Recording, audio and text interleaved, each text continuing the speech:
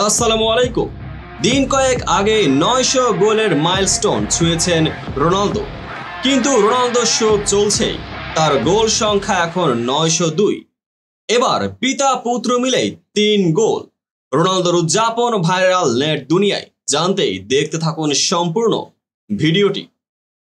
Senior রোনালদোর নামের পাশে লেখা ১ গোল, জুনিয়র রোনালদোর পাশে ২।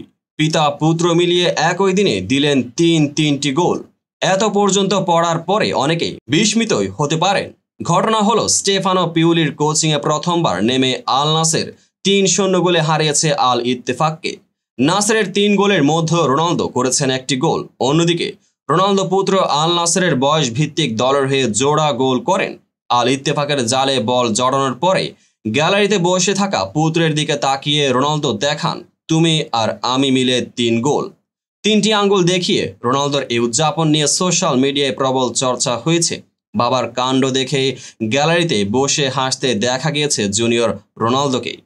দিন কয়েক আগেই ৯০০ গোলের মাইলস্টোন ছুঁয়েছেন রোনালদো, কিন্তু রোনালদোর শো চলছে। তার গোল সংখ্যা এখন ৯০২। হাজার গোল থেকে আরও ৯৮ গোল দূরে পড়তে গিয়েছে মহানায়ক। আল নাসেরে আসা ইস্তক একাধিক কোচ বদল হয়েছে সৌদি ক্লাবে। ব্যর্থ হওয়ায় পর্তুগিজ কোচ কাস্ত্রোকে ছাঁটাই করে আল নাসের। সৌদির পত্রপত্রিকায় লেখা হয়েছে, হতশ্রী পারফরমেন্সের পাশাপাশি কাস্ত্রোর উপরে আস্থা হারিয়ে ফেলেছিল স্বয়ং রোনালদো। এই কারণে কাস্ত্রোকে সরিয়ে এসি মিলানকে সিরিয়া জেতানো পিওলিকে আনে আল নাসের। নতুন কোচ স্টেফানো পিওলি এসে জয় পান। ৩৩ মিনিটে পেনাল্টি থেকে গোল করেন রোনালদো। ম্যাচ জয়ের পরে রোনালদো সোশ্যাল মিডিয়ায় লিখেছেন, দলীয় প্রচেষ্টায় জয় এসেছে। আজ রাতের জয়টি অনেক বড়, এটি ভক্তদের জন্য।